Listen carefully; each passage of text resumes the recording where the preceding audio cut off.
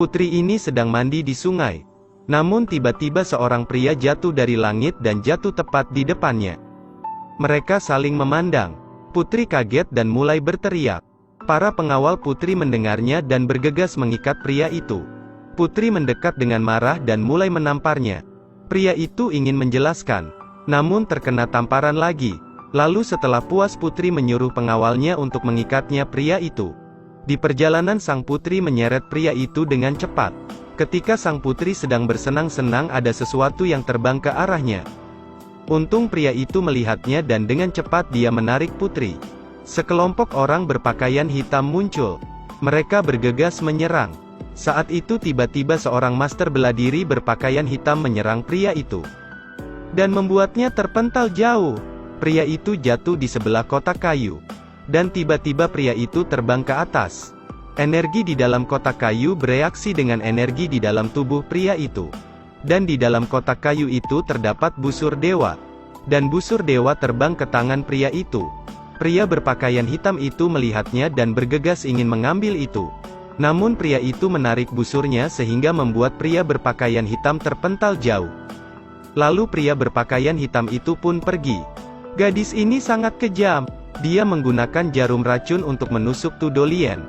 Tudolien merasakan sesuatu yang aneh. Tapi dia masih harus tetap bertahan. Tudolien menggunakan kekuatannya untuk membuat jarum itu meluncur ke arah wajah gadis tadi. Tudolien. Dia bermain curang. Li Huyan tidak tahu kebenarannya. Dan mengatakan Tudolien melanggar aturan. Tudolien bergegas mengejarnya. Namun saat akan berbicara dia memuntahkan darah. Saat itu Li Huyan tahu bahwa Tudolien yang diracun. Ketika Li Huyan pergi untuk mencari obat, tiba-tiba Fu muncul dan menyerang Tudolien jatuh ke air.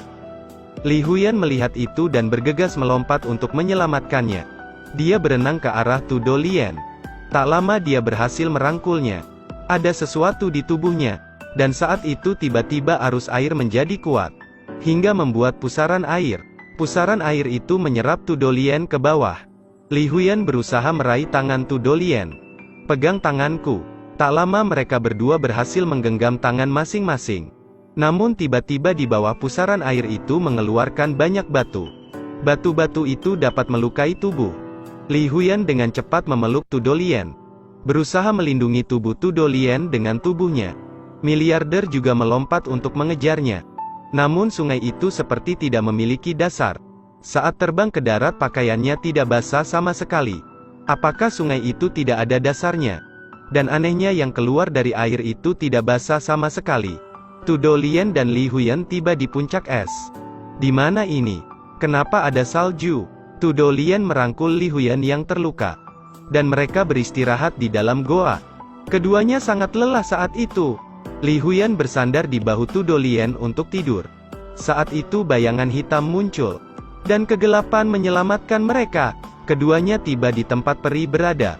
Ada kakek dan anjingnya yang tinggal di situ. Pria tua itu sudah lama tidak makan daging. Sebuah panci besar sudah tersedia dan dia berniat memasak Tudolien. Pria tua, apa yang kamu lakukan?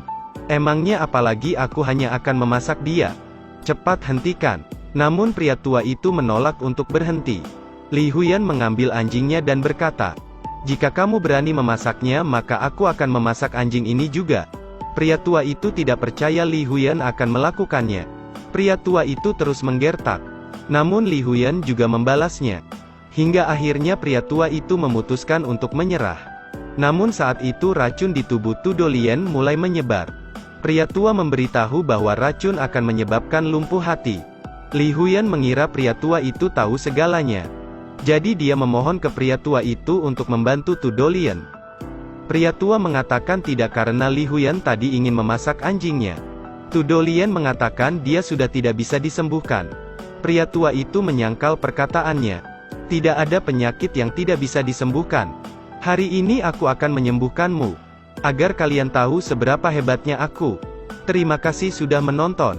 Ikuti terus Edelweiss Review untuk mendapatkan review film terbaru.